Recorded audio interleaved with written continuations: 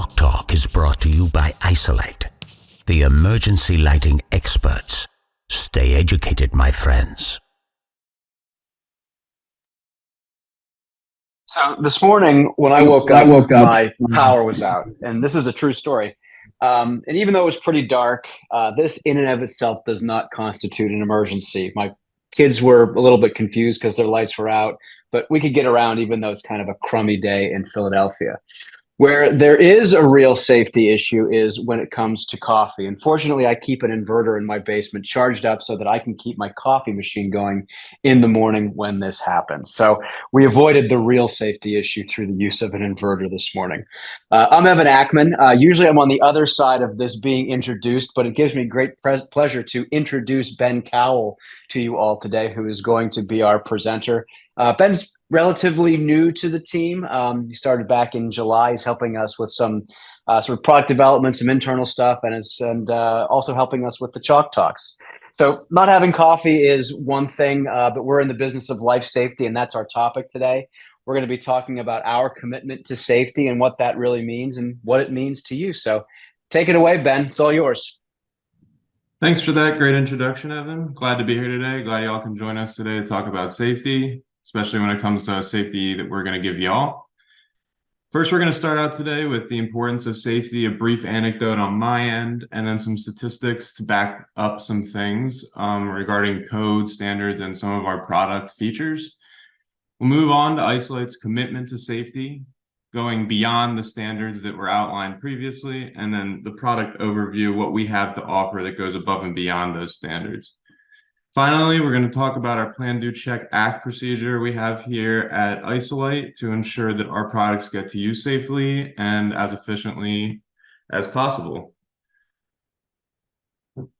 So I remember it's funny, Evan was mentioning the power outage at his house this morning. I was at a movie theater just a month ago when I moved to my new apartment, and it was a new movie theater in town, and the power went out in the middle of the movie theater, and I found myself with no emergency lights, no exit signs that came on, and I'm like, oh my God, what a coincidence. I just started working with the exit sign people, the exit sign experts, and I find myself in a situation where I need the lights to turn on and the exit signs don't turn on and the emergency lights don't turn on.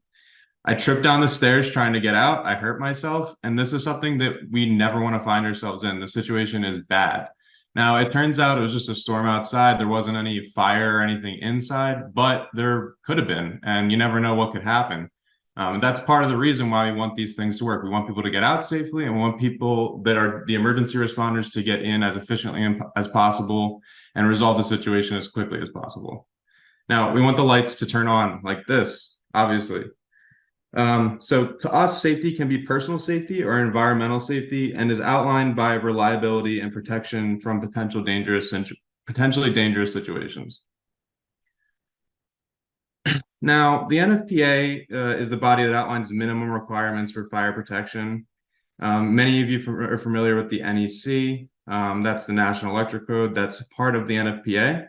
And they outline a minimum of 90-minute runtime for emergency lighting. And as we can see from this data recorded by the U.S. Energy Information Administration, they started recording this data in 2013 and have been recording it over the past 7 to 10 years.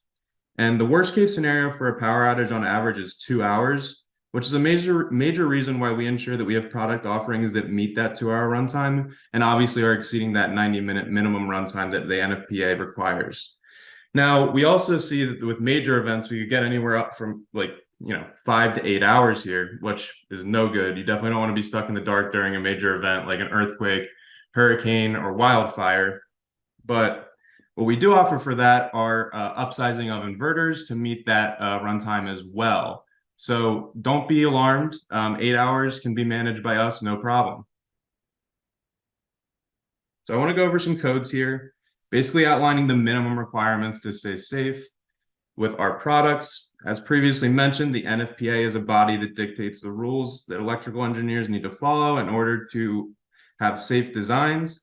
And the NFPA, for our purposes, can be broken into the NFPA 70, which is also known as the NEC, and NFPA 101, which outlines life safety codes. We will start with the NEC and specifically hone in on the articles pertaining to emergency systems, which are outlined in Article 700. Now, I want to touch on testing and maintenance here. So it's vague, but specifies that commissioning tests upon installation is performed by the authority having jurisdiction.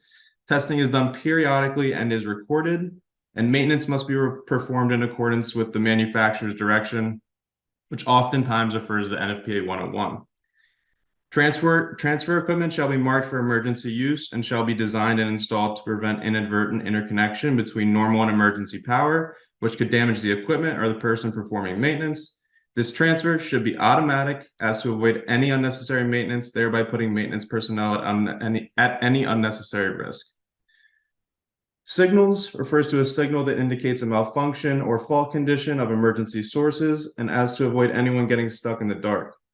Equipment should be installed in a way that minimizes hazards that could cause complete failure and is dependent on the occupancy type and the amount of occupants in that space.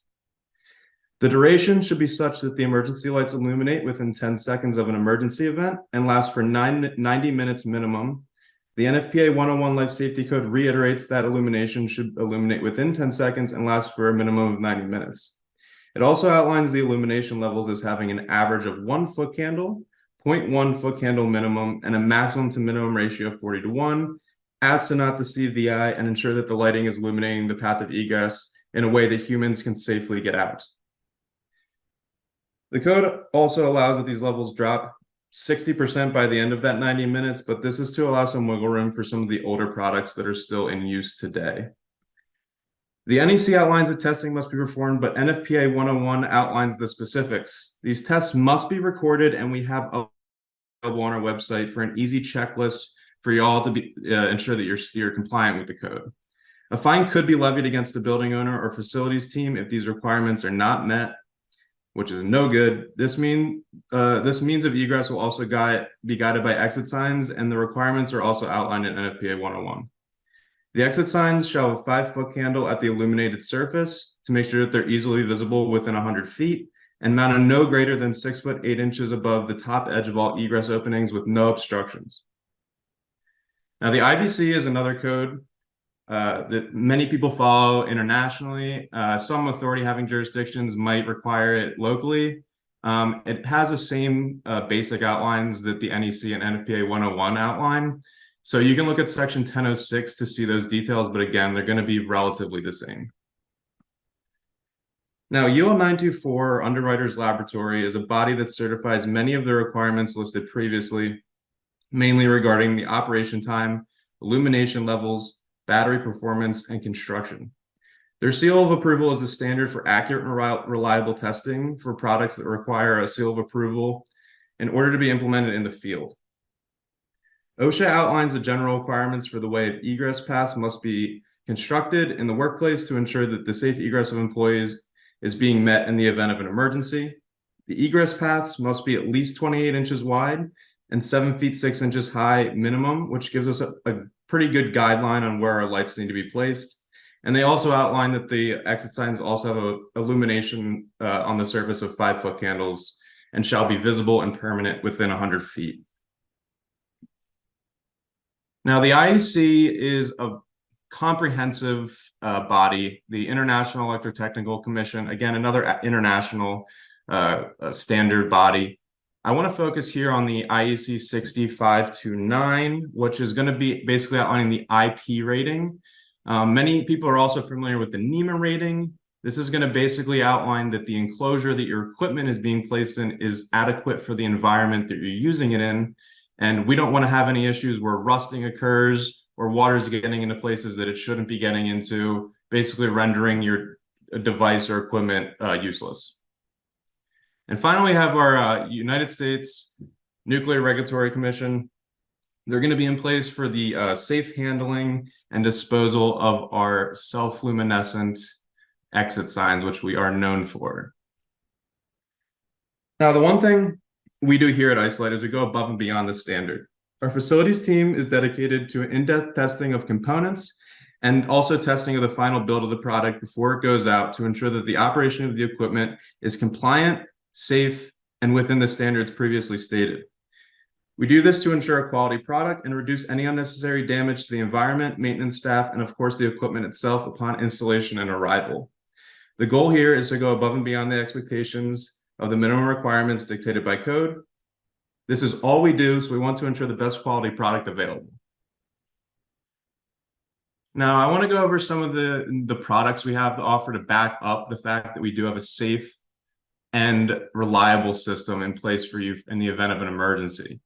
I want to start off with our E3 Max, which is our new larger modular inverter.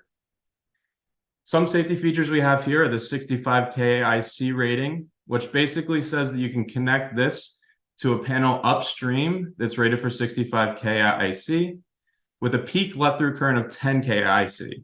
So when you're doing maintenance on this, you don't necessarily need PPE for the 65K IC, which is basically an astronaut suit. You only need it for the 10K IC, which is basically, rubber gloves, like very general safety equipment. Makes it safer for doing maintenance on, and also easier to do work on. We have a front access battery cabinet, which makes it so you don't have to do any gymnastics to get access to those batteries and install them and do maintenance on them. We have startup diagnostics to limit any hard faults, to prevent any dangerous situation for the equipment and, of course, the person installing it. This limiting to soft faults, and it will not start up until you pass all these tests. And finally, once installed, we have web diagnostics and self-testing to ensure that if there are any problems, it's being recorded and a notification is being sent to our web monitoring system or the app that you have installed on your phone. Emergency lighting control devices are going to be the secret sauce that allows us for most inverter-based systems to meet that UL 924 or UL 1008 compliance. And they're going to be a nice addition to the inverter safety that we have in place. We also have of course, the exit signs. We have our dual tech hybrid, which is basically a photoluminescent material that gets charged internally during normal operations via the LEDs inside. Has lifetime guarantee, and it is no batteries and no maintenance, meaning that it's going to be safe to install, safe to maintain, and safe for the environment. It has a 4-hour standard runtime, so it's exceeding that 2-hour average power outage that we mentioned earlier. We also have the new Edgelit 2, which is available in universal surface mount configuration, making it easier and to specify and also install. A line latch installation feature to make sure there's no unnecessary or accidental discharge. A brownout detection, so it basically will eliminate any unnecessary outage due to low voltage. It won't accidentally misinterpret a brownout as a blackout, and it'll keep that light on without fail. We have a 25-year life expectancy, so basically the lifetime of the facility, and a 3-hour standard runtime, again, exceeding that 2-hour runtime we mentioned earlier for average power outages. Moving on to our emergency lights that we have offered. Assuming you're not hooking your inverter up to the normal lights that are already in the building, we have these nice solutions. We have our Mini Genie high-performance concealed emergency light. Has adjustable lamp heads with specific lenses that can change the beam angle and direction to get you to the NFPA requirements. White and black finishes so that it doesn't just meet the requirements, it looks pretty as well. It's available with self-diagnostics and remote capacity, meaning that it will pass those tests that the NFPA outlines on its own, and solid-state circuitry to improve reliability, so there's no moving components. It's all done through electronics.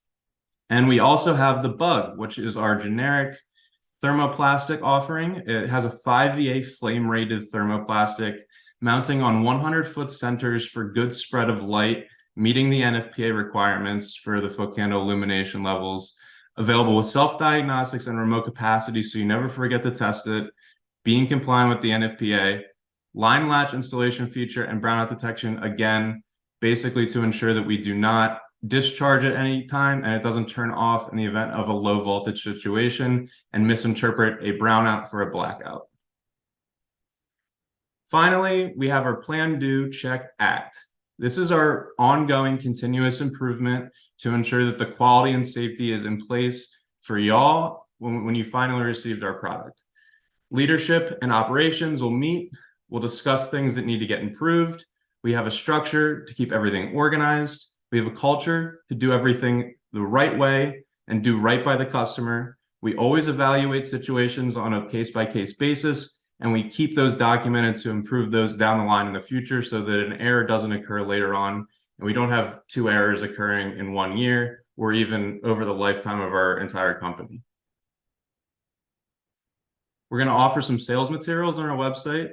We have spec sheets and drawings, continuing education credits, and AIA courses to go into more in depth on the code compliances, and emergency lighting test sheet, like the checklist we mentioned earlier, to make sure that you guys are doing the testing correctly and documenting it as you should.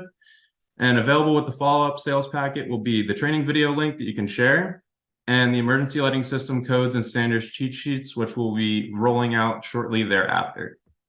I want to thank you again for joining us today. And if you need anything, I've been Ben Cal, the sales support engineer, Evan Ackman, the guy who introduced me today, the director of product development, and our Western Eastern Regional Sales Manager, Greg Keel and Matt Bird.